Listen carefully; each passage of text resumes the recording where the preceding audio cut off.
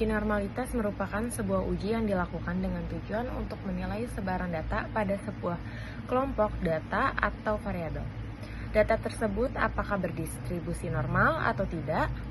Ujian normalitas juga ini berguna untuk menentukan data yang telah dikumpulkan berdistribusi normal atau diambil dari populasi normal.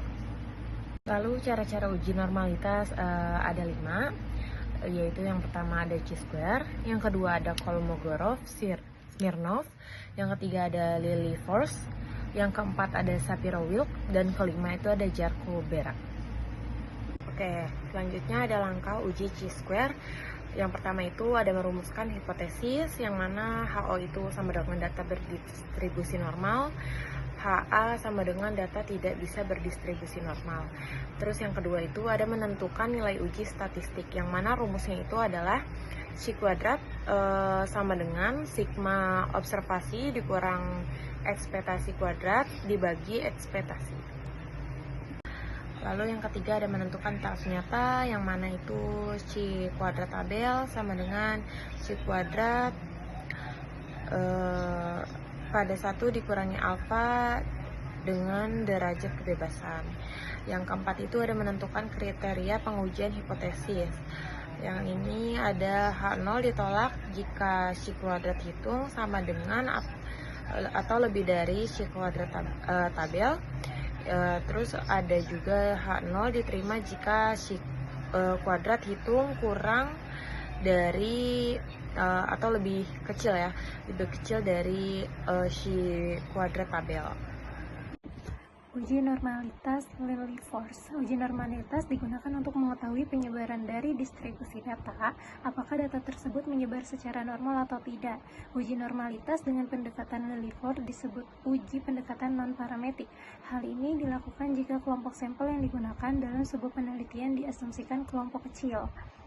Langkah-langkah dalam uji Lilliefors yaitu menyusun data dari yang kecil sampai yang terbesar, tentukan rata-rata dari simpangan bakunya, dan semua nilai atau data hasil tes dijadikan angka baku Z dengan pendekatan Z-score.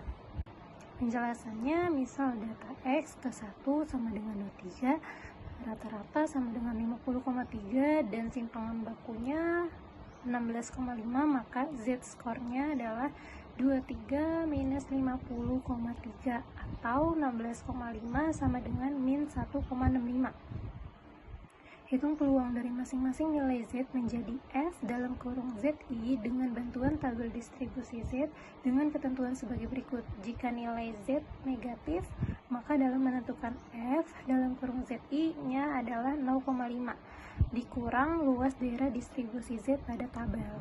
Contoh, jika nilai Z sama dengan min 1,65, maka nilai F dalam kurung ZI adalah sebagai berikut. Luas daerah Z dalam kurung min 1,65 sama dengan 0,455, maka F dalam kurung ZI sama dengan 0,5 dikurang 0,4505 sama dengan 0,0495. Nextnya, menentukan proporsi masing-masing nilai Z menjadi S dalam kurung ZI dengan cara melihat kedudukan nilai Z pada nomor urut sampel yang kemudian dengan banyak sampel. Misalnya nilai Z yang berada pada nomor urut 4 dan banyaknya sampel 12, maka nilai S dalam kurung ZI adalah 4 dibagi 12 sama dengan 0,3333. Jika ada 2 atau lebih nilai yang sama, maka untuk nilai Z-nya diambil nomor urut yang paling besar. Contoh, misalkan terdapat 2 nilai Z yang sama, dan nilai tersebut berada pada urutan 5 dan 6, maka nilai S dalam kurung ZI untuk kedua nilai Z tersebut adalah sama, yaitu 6 dibagi 12 sama dengan 0,5000. Next, hitung selisih antara F dalam kurung ZI dan S dalam kurung ZI dan tentukan harga mutlaknya. Ambillah harga mutlak yang paling besar di antara harga mutlak dari seluruh sampel yang ada dan berilah tanda tertentu dalam kurung L 0. Tentukan nilai kritis L untuk uji Lilliefors dengan bantuan tabel L. Contoh, jika jumlah sampelnya N sama dengan 12 dan alfa sama dengan 0,05, maka nilai L-nya adalah 0,242.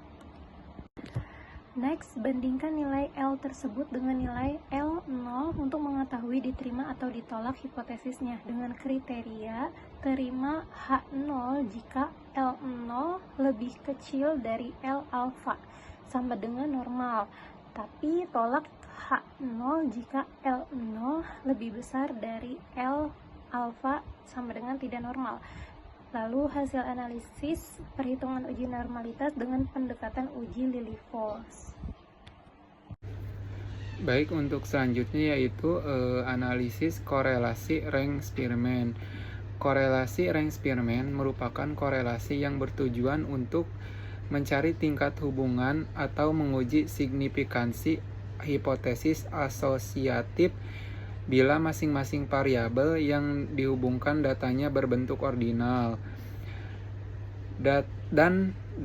dan sumber data antar variabel tidak harus sama. Dalam hal ini, korelasi Renz-Spearman disimbolkan dengan RS atau terkadang juga ditulis dengan RHO.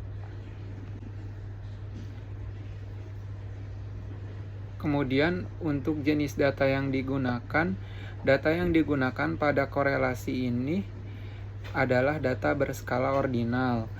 Maka dari itu, sebelum dilakukan pengolahan data kuantitatif yang akan dianalisis perlu disusun dalam berbentuk ranking terlebih dahulu.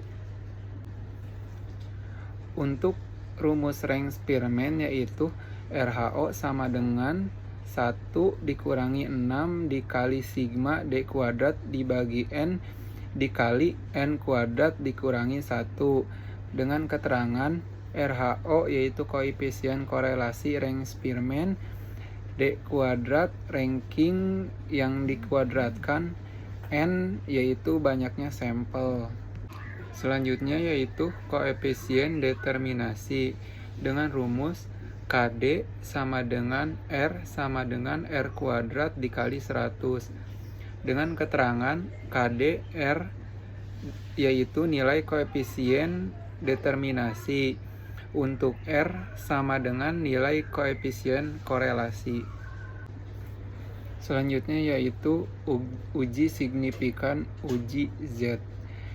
Untuk rumusnya Z hitung sama dengan RHO dibagi 1 per akar dari N dikurangi 1 dengan keterangan Z hitung nilai dari uji Z, RHO nilai korelasi Renz-Spearman, untuk N yaitu banyaknya data.